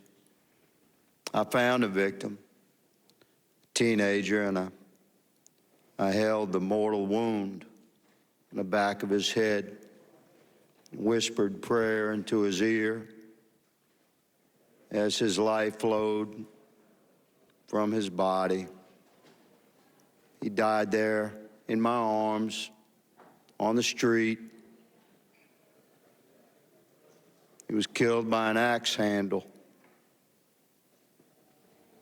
I am prayerful for America. I'm prayerful for healing, and I'm prayerful for discernment amongst this body and my colleagues. As a law enforcement officer, I know what it means to swear an oath to protect and serve my community and my nation, and the importance of bringing justice to the families of those who suffer at the hands of evil. And it is essential that the fundamental freedoms, First Amendment, Second Amendment, Fourth Amendment, are always protected and preserved by this body. I was sworn as a man, I swore an oath to uphold the Constitution of the United States, and I will never back down from defending that Constitution, including the rights of law-abiding Americans to keep and bear arms. Madam Chair, I thank you for this hearing today, and I yield. The gentleman yields. Now we will introduce our witnesses. I'd like to turn it over to the gentleman from New York, Mr. Higgins, to introduce our first witness. Without objection, Mr. Higgins is authorized to participate in today's hearing. He represents Buffalo, and you are now recognized, Mr. Higgins. Thank you, Madam Chair, and ranking member, the honorable members of the Oversight and Reform Committee. The Greek tragic poet Aeschylus says that we suffer our way to wisdom. He says we suffer our way to wisdom. To live is to suffer, to endure the suffering is to give meaning to the suffering. We have a problem in this country. Unless we learn from the tragic events of the last 3 weeks, who are we as a people? And this brave group of panelists from 2 cities that were devastated, a destruction beyond human comprehension, we have to find a way to deal with this. In Buffalo, the shooting started at 2:30 in the afternoon and was concluded in 2 minutes and 3 seconds. One shooter, a semi-automatic weapon, 13 people shot, 10 dead, one shooter. If you look for a common denominator in all of these, it's typically someone that should never have had a gun, with a high-capacity weapon to kill as many people as quickly as possible. Zanetta Everhart is here. She is a friend and a proud citizen of the city of Buffalo. Zanetta is with us today as the mother of a Buffalo mass shooting survivor, Zaire Goodman. Zaire was working at the Tops Friendly Market that was targeted by a white supremacist, racist, deranged gunman. Zaire is also a colleague in government. She is the Director of Diversity and Inclusion for my friend and colleague, New York State Senator Tim Kennedy. Zanetta's story is both tragic and magic. And with that, it gives me great honor to present to the committee Zanetta Everhart. Thank you. And after Ms. Everhart, we will hear from Dr. Roy Guerrero, who is a pediatrician in Uvalde, Texas. Then we will hear from Mia Cirillo, who is a 4th grader at Robb Elementary School in Texas. Mia will be sharing her experience in a pre-recorded video. Her father, Miguel, is with us in the room today and will be making brief remarks after his daughter's video. Then he will excuse himself. Next, we will hear from Felix and Kimberly Rubio, who are the parents of Lexi Rubio, who tragically lost her life in the Texas shooting. I now recognize the gentleman from Georgia, Mr. Heiss, to introduce our last witness on this panel.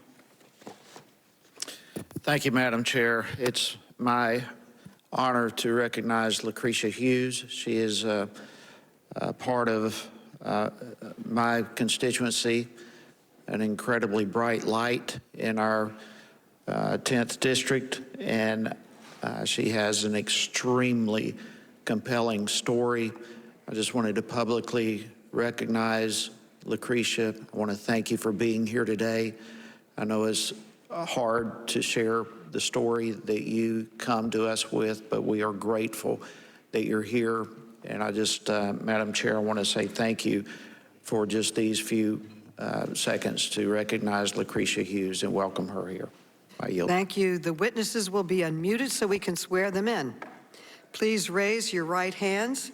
Do you swear or affirm that the testimony you are about to give is the truth, the whole truth, and nothing but the truth? So help you God. I do. Let the record show that the witnesses answered in the affirmative.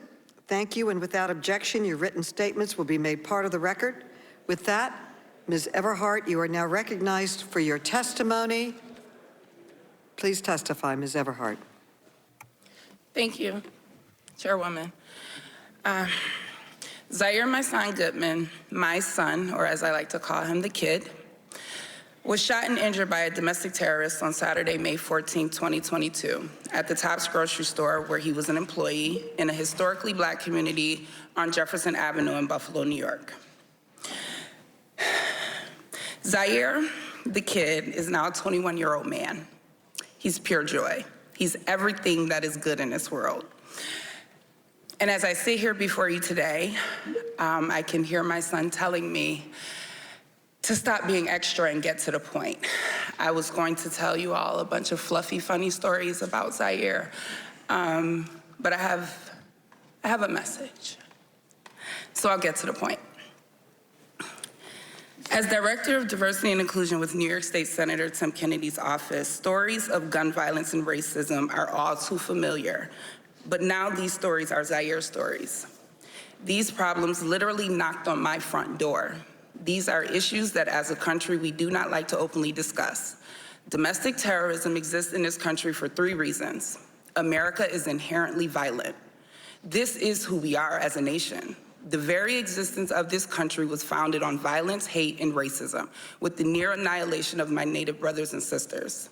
My ancestors brought to America through the slave trade were the first currency of America.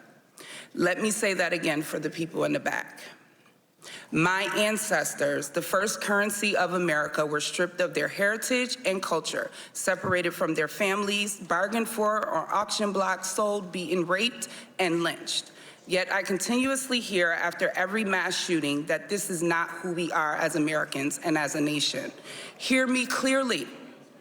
This is exactly who we are. Education. Majority of what I have learned about African American history, I did not learn until I went to college, and I had to choose those classes. Why is that? Why is African American history not a part of American history? African Americans built this country from the ground up. My ancestors' blood is embedded in the soil. We have to change the curriculum in schools across the country so that we may adequately educate our children. Reading about history is crucial to the future of this country. Learning about other cultures, ethnicities, and religions in schools should not be something that is up for debate. We cannot continue to whitewash education, creating generations of children to believe that one race of people are better than the other. Our differences should make us curious, not angry. At the end of the day, I bleed, you bleed. We are all human. That awful day that will now be a part of the history books, hopefully, let us not forget to add that horrific day to the curriculum that we teach our children. Guns. The 18-year-old terrorist who stormed into my community armed with an AR-15, killing 10 people and injuring 3 others, received a shotgun from his parents for his 16th birthday. For Zaire's 16th birthday, I bought him a few video games, some headphones, a pizza, and a cake. We are not the same. How and why? And what in the world is wrong with this country? Children should not be armed with weapons. Parents who provide their children with guns should be held accountable. Lawmakers who continuously allow these mass shootings to continue by not passing stricter gun laws should be voted out. To the lawmakers who feel that we do not need stricter gun laws, let me paint a picture for you. My son, Zaire, has a hole in the right side of his neck, 2 on his back, and another on his left leg, caused by an exploding bullet from an AR-15. As I clean his wounds, I can feel pieces of that bullet in his back. Shrapnel will be left inside of his body for the rest of his life. Now I want you to picture that exact scenario for one of your children. This should not be your story or mine.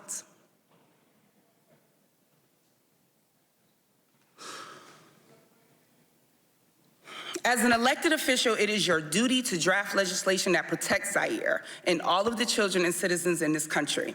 Common sense gun laws are not about your personal feelings or beliefs. You are elected because you have been chosen and are trusted to protect us.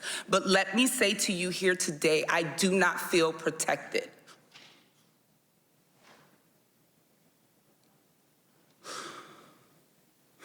No citizen needs an AR-15.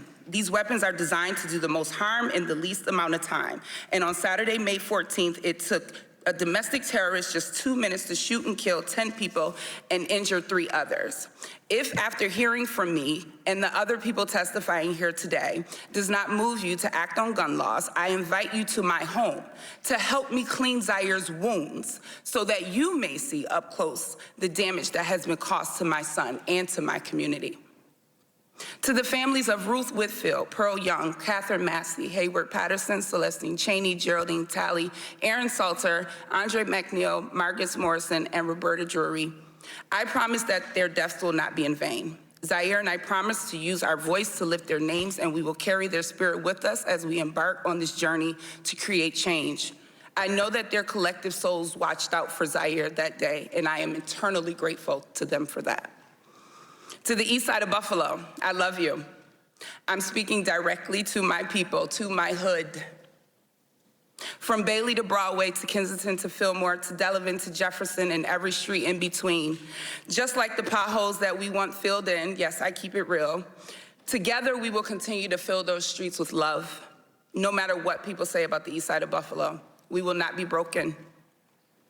I was born there, raised there. I raised my son there, I still live there, and I do the majority of my professional work on the east side of Buffalo. I vow to you today that everywhere I go, I will make sure that the people hear the real stories of our people. For too long, our community has been neglected and starved of the resources that we so greatly need. I promise that I will not stop pushing for more resources to be funneled into the east side of Buffalo. Each and every person that lives within that community, we are family. Not a perfect community, but I know that we are love. To the greater Buffalo area, to everyone from around the country and the world who have reached out and loved on us. On behalf of Zaire, Zaire's father, Damian Goodman, my mother, my father, my sisters, my brothers, and myself, we thank you. We thank you for all of your thoughts and your prayers. Thank you for all of the love and support you have shown us during this difficult time. But I also say to you today, with a heart full, from the outpouring of love that you also freely gave us, your thoughts and prayers are not enough. We need you to stand with us in the days, weeks, months, and years to come, and be ready to go to work and help us to create the change that this country so desperately needs. And I will end with a quote from Charles Bloom in his book, The Devil We Know. Race, as we have come to understand it, is a fiction, but racism, as we have come to live it, is a fact. The point here is not to impose a new racial hierarchy, but to remove an existing one. After centuries of waiting for white majorities to overturn white supremacy, it is to me that it has fallen to Black people to do it themselves, and I stand at the ready. Zaire, this is for you, kid. Happy birthday. Thank you. Dr. Guerrero, you are now recognized for your testimony. Thank you. Thank you, Chairwoman.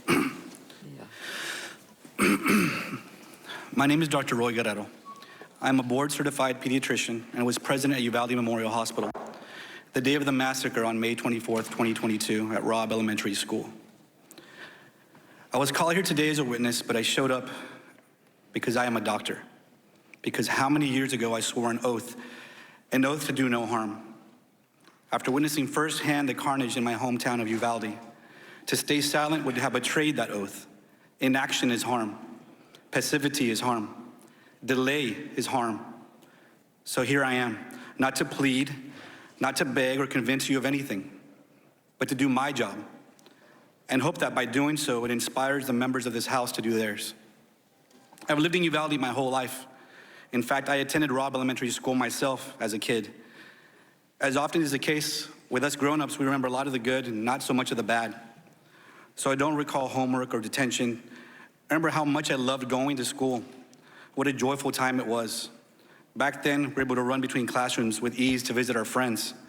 And I remember the way the cafeteria smelled at lunchtime on Hamburger Thursdays.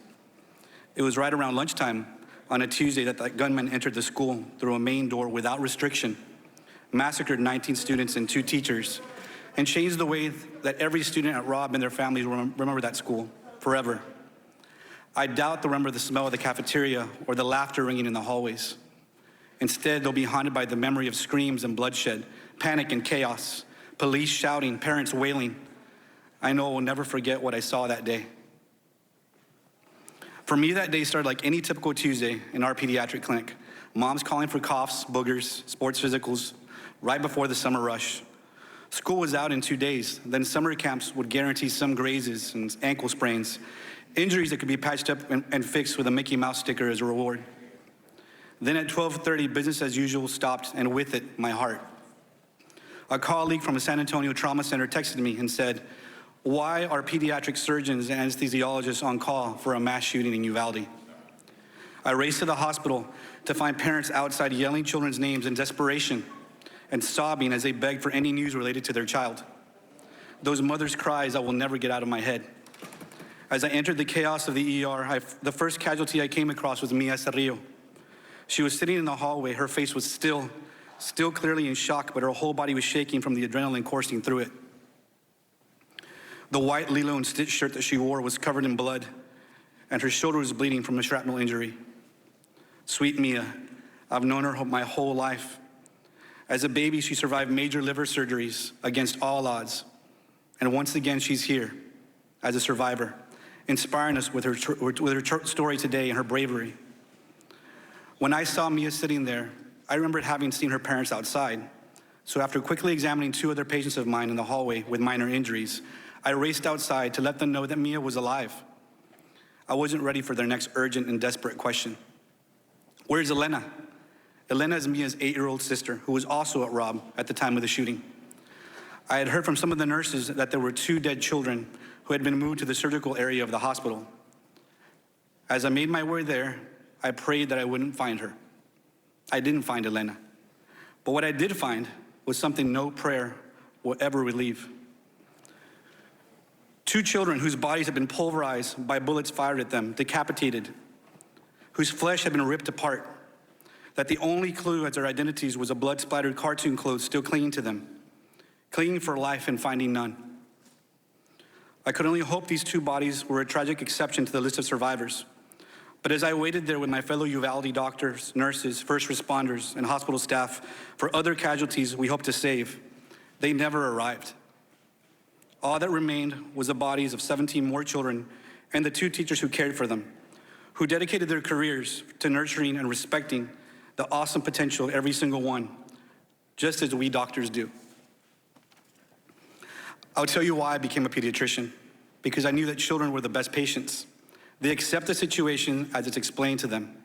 You don't have to coax them into changing their lifestyles in order to get better or plead them to modify their behavior as you do with adults.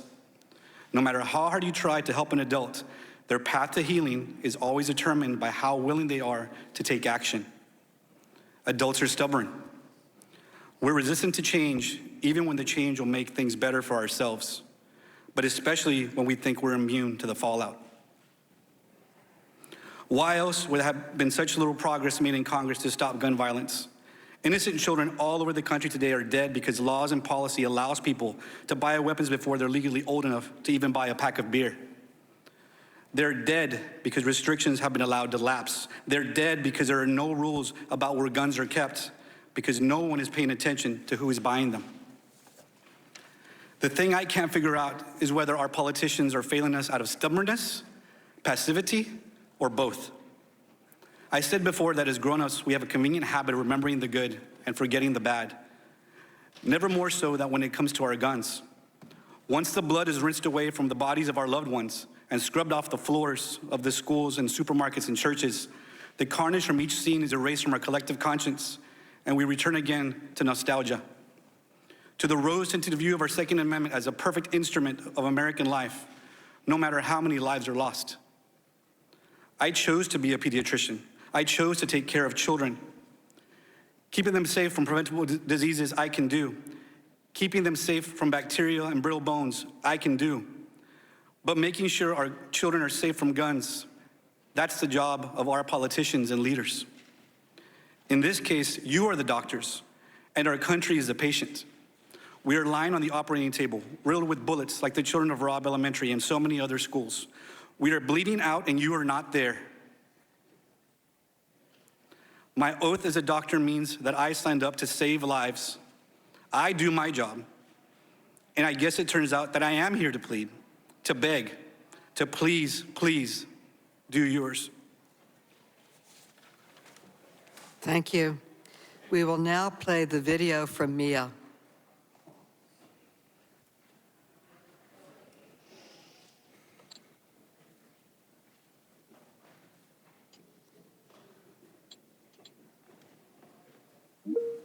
My name is Mia Cedillo, and I go to Robb Elementary.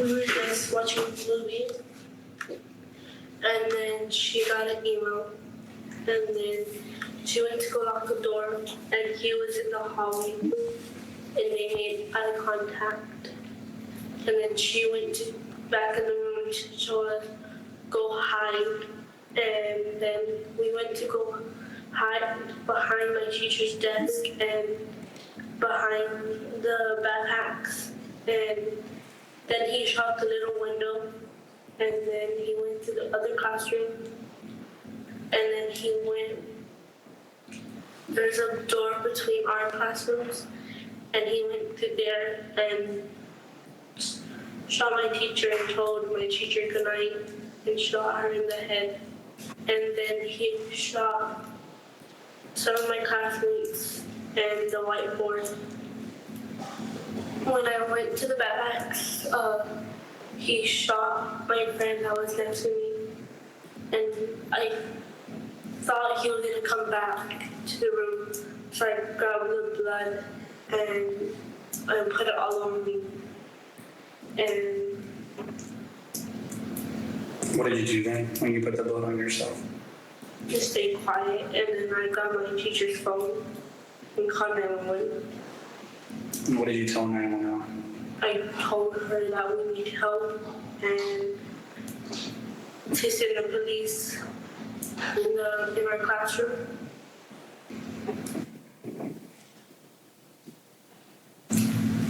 If there was something that you want people to know about that day and about you, right? Or things that you want different, what would it be? To have security. Do you feel safe at school?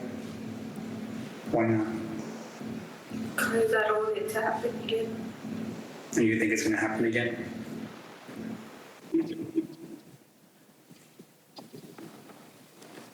Mr. Soria, you're now recognized. Hello. Hello, today I come because I could have lost my baby girl. She's not the same little girl that I used to play with, hang around with, and do everything because she was daddy's little girl. I have 5 kids and she's the middle child. I don't know what to do because I think I would have lost my baby girl. My baby girl is the world 'cause not only once, but twice. She came back to us. She's everything, not only for me, but her siblings and her mother.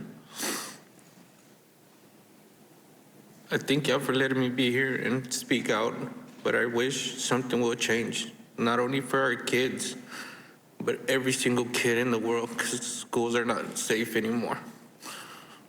Something needs to really change. Thank you.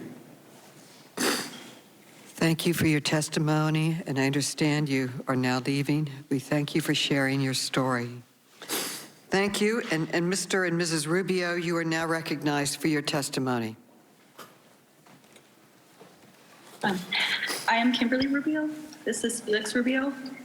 We're the parents of Alexandria Anaya, best known as Lexi Rubio, and 5 other children, who all attended Uvalde Public Schools during the 2021-2022 school year. Calissa, who completed high school this year, Isaiah, who attends Uvalde High School, David Morales Junior High, Jalila Flores Elementary, and our 2 youngest children, Julian 8 and Lexi 10, who were at Robb Elementary. On the morning of May 24th, 2022, I dropped Lexi and Julian off at school a little after 7 a.m. My husband and I returned to the campus at 8 a.m. for Julian's award ceremony, and again at 10:30 a.m. for Lexi's award ceremony.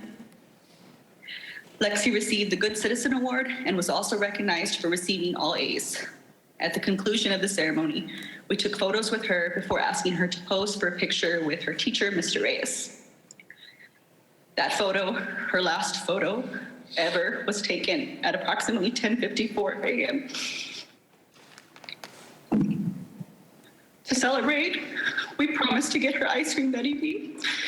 I told her we loved her and we would pick her up after school. I can still see her walking with us toward the exit. In the reel that keeps scrolling across my memories, she turns her head and smiles back at us to acknowledge my promise. And then we left. I left my daughter at that school, and that decision will haunt me for the rest of my life. Afterward, Felix dropped me off at my office, the Uvalde Leader News. and returned home because it was a rare day off for him between normal shifts and security gigs he takes to help make ends meet. I got situated at my desk and began writing about a new business in town when the news office started hearing commotion on the police scanner, a shooting on Diaz Street near Robb Elementary. It wasn't long before we received word from my son's teacher that they were safe, secure in the classroom. Once evacuated from campus, the children were reunited with parents and guardians at the Civic Center. My dad picked up Julian from the Civic Center and took him to my grandmother's house. One of our Robb kids was safe. We focused on finding Lexi. Bus after bus arrived, but she wasn't on board. We heard there were children at the local hospital, so we drove over to provide her description. She wasn't there. My dad drove an hour and a half to San Antonio to check with the university hospital. At this point, some part of me must have realized that she was gone. In the midst of chaos, I had the urge to return to Robb. We didn't have our car at this point, and traffic was everywhere. So I ran barefoot with my flimsy sandals in my hand. I ran a mile to the school, my husband with me. We sat outside for a while before it became clear we wouldn't receive an answer from law enforcement on scene. San Antonio firefighter eventually gave us a ride back to the Civic Center, where the district was asking all families who had not been reunited with their children to gather. Soon after, we received the news that our daughter was among the 19 students and 2 teachers that died as a result of gun violence. We don't want you to think of Lexi as just a number. She was intelligent, compassionate, and athletic. She was quiet, shy unless she had a point to make. But she knew she was right. She so often was. She stood her ground. She was firm, direct, voice unwavering. So today, we stand for Lexi, and as her voice, we demand action. We seek a ban on assault rifles and high-capacity magazines. We understand that for some reason, to some people, to people with money, to people who fund political campaigns, that guns are more important than children. So at this moment, we ask for progress. We seek to raise the age to purchase these weapons from 18 to 21 years of age. We seek red flag laws, stronger background checks. We also want to repeal gun manufacturers' liability immunity. You've all seen glimpses of who Lexi was, but I also want to tell you a little bit about who she would have been. If given the opportunity, Lexi would have made a positive change in this world. She wanted to attend St. Mary's University in San Antonio, Texas, on a softball scholarship. She wanted to major in math and go on to attend law school. That opportunity was taken from her. She was taken from us. I'm a reporter, a student, a mom, a runner. I've read to my children since they were in the womb. My husband is a law enforcement officer, an Iraq war veteran. He loves fishing and our babies.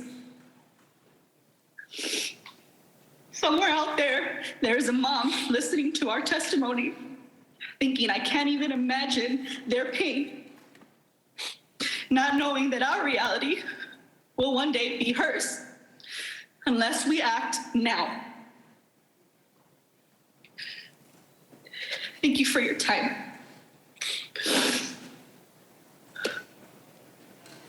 Thank you for your testimony. Ms. Hughes, you are now recognized for your testimony. Honorable Chairwoman Maloney, Ranking Member Comer, distinguished members of the committee, thank you for allowing me to be here today to address the violence in our country. My name is Lucretia Hughes Klukin. I have 4 children and 9 grandchildren. On the night of April the 2nd, 2016, my family got a phone call that would change our lives forever. My ex-husband answered the phone and let out a blood-curdling scream, a scream of pain from the depths of his soul. He screamed, he cried, he's gone, He is gone. Our 19-year-old son, Emmanuel, went to a party early that night. After we got the call, we was frantic. We called his phone, no one answered. We called even the police. I went to Facebook and I had to ask, is my son dead? I found out that he was shot point blank in the head and killed while playing dominoes. No one spoke up for weeks, and the killer was on the run. No one was going to snitch, but that is the street life. Words can't describe how hard it is to bury a child. I ache for anyone and all who have done the same. My son's death was a result of a criminal with an evil heart and a justice system failing to hold him accountable for the laws he had already broken. You see, a convicted felon killed my son with an illegally obtained gun. Our gun control lobbyists and politicians claim that their policies will save lives and reduce violence. Well, those policies did not save my son. The laws being discussed are already implemented in cities across this country. We have decades of evidence proving they do not work. St. Louis, New York, Chicago, Washington, Atlanta are gun control utopias, and they are plagued with the most violence. 10 more laws, 20 more laws, 1,000 more won't make what has already illegal more wrong or stop criminals from committing these crimes. And y'all are delusional if you think it's gonna keep us safe. I am a walking testimony of how the criminal justice system and the gun control laws, which is steeped in racism, by the way, have failed the Black community. By the age of 25, I had already went to 18 young Black men funerals at the age of 25. I have one Black man in jail, one Black man in the grave, and my young grandson gonna be raised without a father. And it's a curse on the Black community and everyone else's. Something has to change. Thoughts and prayers and calls for more gun control isn't enough. How about letting me defend myself from evil? You don't think that I'm capable and trustworthy to handle a firearm? You don't think that the Second Amendment doesn't apply to people that look like me? Who and you who would call for more gun controls are the same ones that are calling to defund the police. Who is supposed to protect us? We must prepare to be our own first responders to protect ourselves and our loved ones. I am a legal, law-abiding citizen, and I don't need the government to save me. I teach people how to use a firearm. I empower others to look at me to understand the Second Amendment is their right. I am a proud member of the DC Project, Women for Gun Rights. We believe that education is the key to safety, not ineffective legislation. We support meaningful solutions that will actually save lives. We support the Safe Student Act, H.R. 7415, which would immediately make schools safer. In hindsight, at Parkland, we saw failure of the government at every level failing the students. Students saw something and they said something, and the school did not act. Police were called to his residence over 30 times, and they did not act. And finally, the police did not go into their school that fateful day and failed to protect those kids. We need to secure our schools, and we got to secure this building, or like y'all do. What's the difference? We call on Congress to ban gun-free zones, fund nonpartisan firearm education programs like Kids Safe Foundation and non-governmental mental health organizations like Hold My Guns. And in closing, I claim that nothing in these bills do anything to make us safer or address the mental health crisis in this country. Despite living with the heartache of losing my son on a daily basis, I believe it is our God-given right to defend ourselves from any act of violence, making it more difficult or even more expensive for me and people that look like me and other law-abiding citizens will not make us safer. It will embolden the criminals. Gun owners are not the enemies, and these gun control policies are not the solution. Thank you, thank you. Thank you. Thank you all for your powerful and meaningful and gut-wrenching testimony. We will now pause. You are excused, and we will pause while we seat the next panel for their testimony.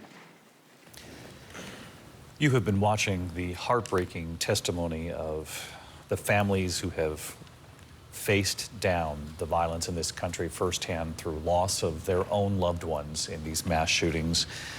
Each of them pleading for action in this country, and though you heard the final witness there pleading for a different course of action, all of them coming forward today with their own emotions and heartbreak and personal stories leading them to Capitol Hill today. We heard in particular from Felix and Kimberly Rubio of Uvalde, who lost their daughter Lexi. They had 2 children inside Robb Elementary that morning, and they described finding one and then the anguish after so much time went by when they learned that Lexi had not survived the shooting. They did ask for action. They want assault weapons banned in this country, but if that does not happen, they said perhaps progress can be made, perhaps there will be some sort of consensus, and they hoped that the age in this country for AR-15 style rifles will be raised from 18 to 21 years old. I want to bring in Rachel Scott, who's been listening to this testimony all morning long with us here. She reports from Capitol Hill and has been on this issue every single night since these mass shootings of the last couple of weeks. And Rachel, where do things stand right now, the bipartisan effort among this small group of senators to try to get something done here? David, these emotional and gut-wrenching hearings are coming at a pivotal time here on Capitol Hill as senators, as lawmakers debate gun reform, as they race to try and strike a deal by the end of the week to do something to address the violence, the mass shootings that we are seeing play out over and over again in this country. You heard from many of the families today asking for the age to be raised, at the very least, to purchase semi-automatic rifles from 18 to 21, because that is the common denominator in both the Buffalo and Uvalde mass shootings. The suspects were able to purchase those assault-style rifles at 18 years old. I could tell you from 2 sources that I've been speaking with that Senate Minority Leader Mitch McConnell has signaled that he could possibly be open to that to colleagues privately, but he has not come out publicly and backed that, and it is unlikely that that's going to make it into the final framework that senators are working on. What they are working on is something that would be more narrow, strengthening background checks, incentives for states to enact red flag laws, and funding for mental health and school security. But it cannot be lost, the outcry from these families, from the victims here today that are calling on Congress after 30 years of congressional inaction to finally do something, David. So, Rachel, background checks, red flag warnings, and perhaps help for mental health and the mental health crisis in parts of this country. But again, Rachel, just as a follow-up here to you, even though your sources are reporting that Mitch McConnell, Minority Leader in the Senate, Republican, might be privately supporting this notion of raising the age from 18 to 21 on these AR-15 style rifles and similar weapons, that he hasn't publicly done so, and that there's no plan to do that as part of this effort? I can tell you, David, that I have talked to many Republicans day after day. We've been putting that question to them. Would they support raising the age limit for assault-style rifles to 21? The vast majority of Republicans have told me that they do not support that. They either believe it's a bridge too far or they believe that decision should be left up to the states. So right now, I'm told it is likely off the table in these bipartisan negotiations that are still ongoing. But it's